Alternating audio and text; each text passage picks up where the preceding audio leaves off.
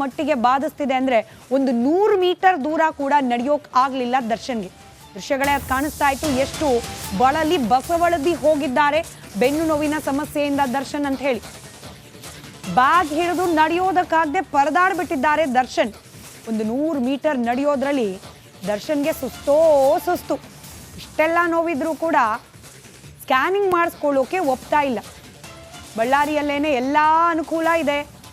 ಜೈಲಿನ ಅಧಿಕಾರಿಗಳು ವೈದ್ಯಾಧಿಕಾರಿಗಳನ್ನ ಸಂಪರ್ಕ ಮಾಡಿ ಅವ್ರ ಹತ್ರ ಕೂಡ ಯಾವೆಲ್ಲ ರೀತಿ ಟ್ರೀಟ್ಮೆಂಟ್ ಕೊಡಿಸ್ಬೋದು ಅನ್ನೋದನ್ನ ನಿರ್ಧಾರ ಮಾಡಿದ್ದಾರೆ.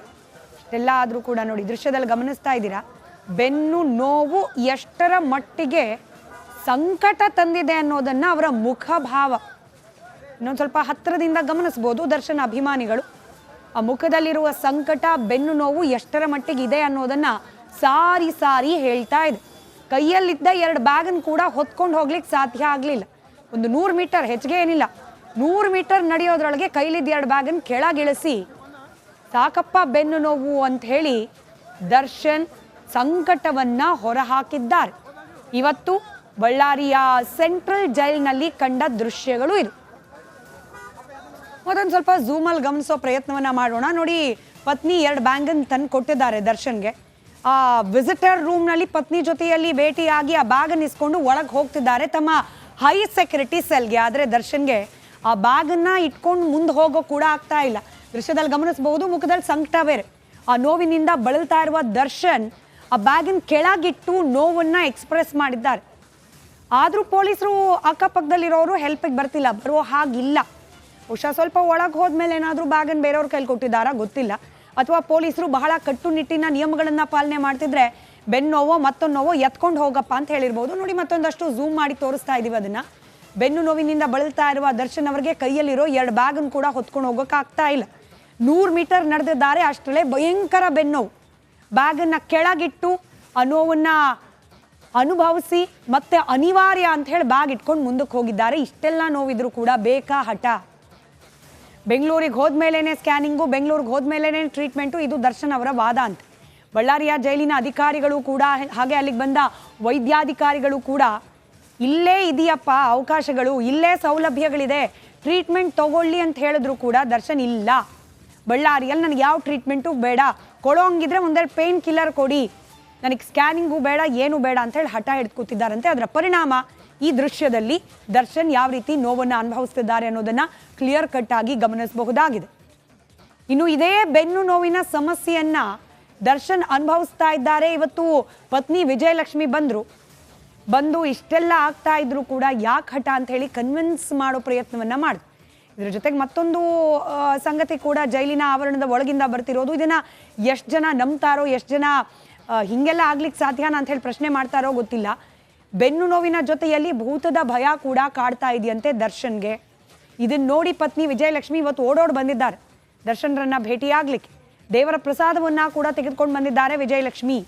ಒಂದಷ್ಟು ಭರವಸೆಯ ಮಾತುಗಳನ್ನು ಕೂಡ ಆಡಿದಾರಂತೆ. ಡೋಂಟ್ ವರಿ, ಶತಾಯ ಗತಾಯ ಪ್ರಯತ್ನ ನಾವು ಕೂಡ ಮಾಡ್ತಿದ್ದೀವಿ, ವಕೀಲರು ಮಾಡ್ತಿದ್ದಾರೆ, ದಸರಾ ಮುಗಿಯೋದ್ರೊಳಗಡೆ ಬೇಲ್ ಕೊಡಿಸಿ ಮನೆಗೆ ಕರ್ಕೊಂಡು ಹೋಗೋ ಪ್ರಯತ್ನ ನಾನು ಮಾಡ್ತಿದ್ದೀನಿ ಅಂತ ಹೇಳಿ ಧೈರ್ಯದ ಮಾತುಗಳನ್ನ, ಯಾರು ದರ್ಶನ್ ವಿಜಯಲಕ್ಷ್ಮಿಗಲ್ಲ, ಪತ್ನಿ ವಿಜಯಲಕ್ಷ್ಮಿ ಯಾವ ಪತ್ನಿಯ ವಿರುದ್ಧವಾಗಿ ವಾಚಾಮಗೋಚರವಾಗಿ ಕೆಟ್ಟ ಕೆಟ್ಟ ಪದಗಳನ್ನು ಪ್ರಯೋಗ ಮಾಡಿ ಬೈದು ಹಲ್ಲೆ ಮಾಡಿ ಇತ್ಯಾದಿ ಮಾಡಿದ್ರು ದರ್ಶನ್, ಅದೇ ಪತ್ನಿ ಇವತ್ತು ದರ್ಶನ್ ಧೈರ್ಯ ಹೇಳ್ತಿದ್ದಾರೆ.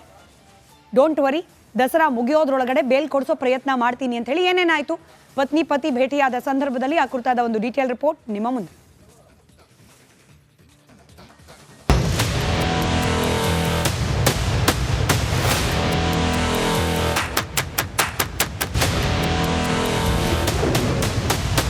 ದಾಸಾಗೆ ಬೆನ್ನು ನೋವಿನ ಭೂತದ ಕಾಟ.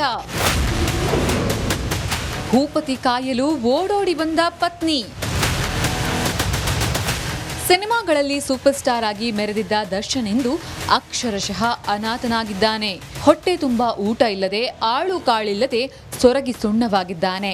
ಇಷ್ಟು ದಿನ ಪರಪ್ಪನ ಅಗ್ರಹಾರದಲ್ಲಿ ಹಾಯಾಗಿದ್ದ ಅಯ್ಯ ಇದೆಂಥ ಸ್ಥಿತಿ ಬಂತಪ್ಪ ಅಂತ ಜೈಲ್ ಕಂಬಿಗಳ ಹಿಂದೆ ಕೊರಗುತ್ತಿದ್ದಾನೆ.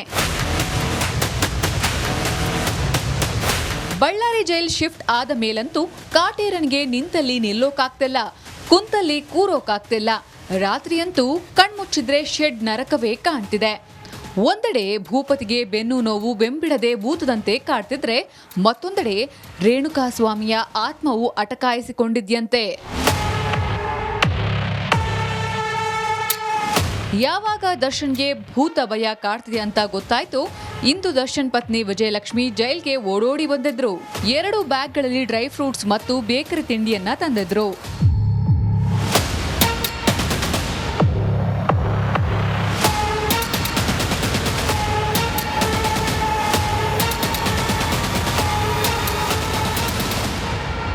ವಿಜಯಲಕ್ಷ್ಮಿ ಜೊತೆ ಅವರ ಆಪ್ತರಾದ ಅನುಷಾ ಶೆಟ್ಟಿ, ಗ್ರೇಸ್ ಮರ್ಸಿ ಸಹ ಜೈಲ್ಗೆ ಬಂದಿದ್ರು. ವಿಜಯಲಕ್ಷ್ಮಿ ತಂಗಿ ಗಂಡ ಸುಶಾಂತ್ ಸೇರಿದಂತೆ ಒಟ್ಟು 6 ಜನರಿಗೆ ದರ್ಶನ್ ಭೇಟಿಗೆ ಅವಕಾಶ ನೀಡಲಾಗಿತ್ತು.